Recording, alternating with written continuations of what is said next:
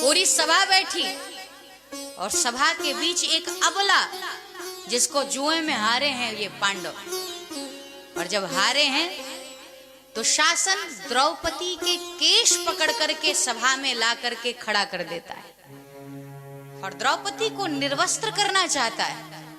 तो द्रौपदी एक एक के पास हाथ जोड़कर जाती है, प्रणाम करती है। अरे पितामह, भीष्म से कहती है, आज आपकी मर्यादा कहाँ गई?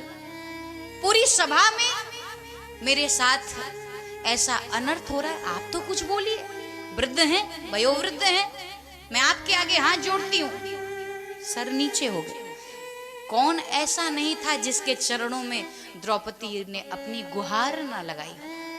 द्रौपदी ने रो रो करके हर जितने भी सभा में व्यक्ति बैठे हैं सबके चरणों में बैठकर रोती है, हमारे लाज की रक्षा कीजिए, हमारे लाज की रक्षा। लेकिन सब मौन हो जाते हैं और तब तक भी ठीक था।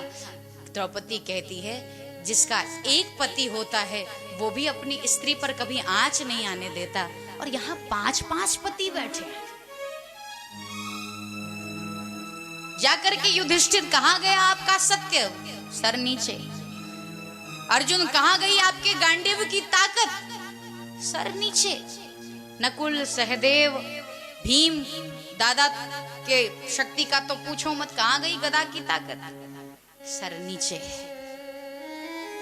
इस स्थिति में जब द्रौपदी एक एक के पास रो रो के थक गई ना माताओं, तो द्रौपदी को लगा कि अब हमारा साथ, अब लाज बचाना मुश्किल है। लेकिन जब तक संसार पर विश्वास था हमारे कन्हैया नहीं चले। लेकिन अंत में दुशासन ने जब साड़ी पकड़कर खींचना शुरू किया और द्रौपदी अपने को जब दुर्बल समझ करके और अंततोगत्वा उसने अपनी साड़ी को छोड़ दिया और दोनों हाथ ऊपर करके अपने कन्हैया को याद करना शुरू किया और रोकर कहती है, क्योंकि हमारे तरफ एक साधक ने बड़ा अच्छा लिखा है और जो भोजपुरी समझते होंगे वो समझ सकते हैं। आज द्रौपदी ने दोनों हाथ ऊपर करके रो करके कन्हैया को कहती है और उस दुशासन से कहती है, सुनो, इन सब का आश्रय लेती लेती तो मैं थक गई, लेकिन याद रखना, खींच दुशासन जोर लगाए के, तेर हमार जो सुनी पई है, भौजी के गोद में होई है तब विश्वास हरि हम नाही भूलई है, तेर सुने न अबेर लगे रहिया में कबहू थिर ना रही पई है, नार नदी बन डाकत रे, बन के बिरना हिरना चली गई है। अगर मेरे भाई ने मेरी ये आवाज सुन ली, बिरना यानी भाई, हमारे भाई ने अगर हमारी आवाज सुन ली ना, वो जरूर चाहे कितनी भी आज कितनी भी व्यस्तता में होगा, कहीं भी बैठा होगा, लेकिन अगर वो अपनी बहन की आवाज सुनेगा तो मेरा भाई जरूर आएगा।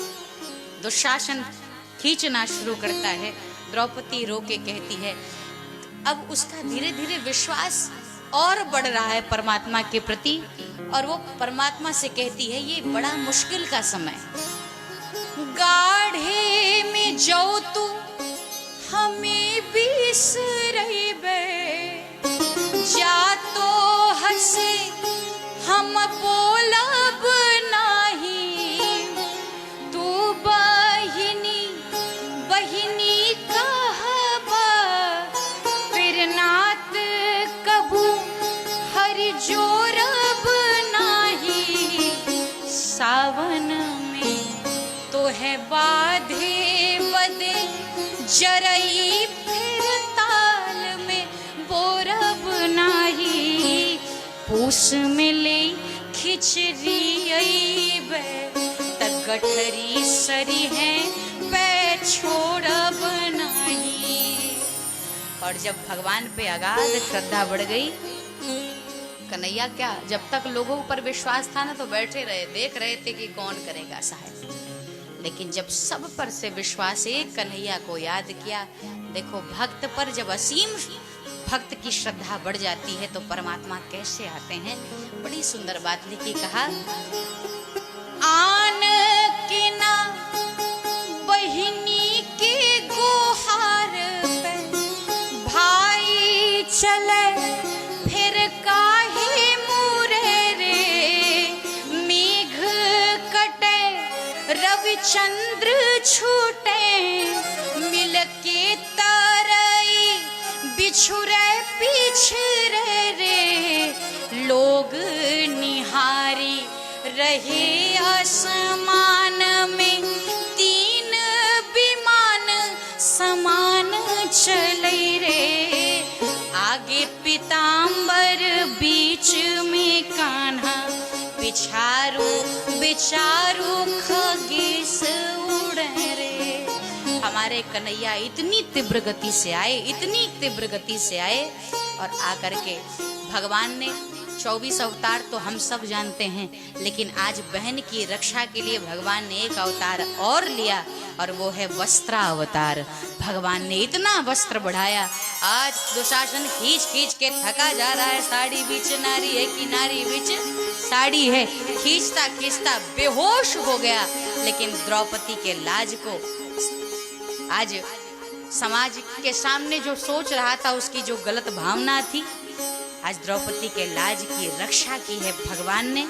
और भगवान ने लाज की रक्षा करते हुए, बहन तो आंख बंद करके केवल हे गिरधर गोपाल रो रही है, रो रही है, और भगवान सामने आकर के कहते हैं, बहन आंख उघारा निहारा तानी, बहिनी के गुहार पे भाई खड़ा बा, आंचल बांध के, आज बता रहे द्रौपदी को, आंचल बांध के तू बांधलू, अंगुली में अभय तक दाग पड़ा बा, भारी तहार भई रीड़िया। भगवान ने कहा मैं रीड़ी हो गया हूँ, भारी तोहार भई रीड़िया, कर्जा बदले अरु ब्याज बढ़ावा, लाज त खाली ब्याज में राखब, मूल तहार पड़े कपड़ावा। बोलो कृष्ण भगवान की। तो भगवान ने कहा भक्त की रक्षा के लिए हमेशा आ जाते हैं।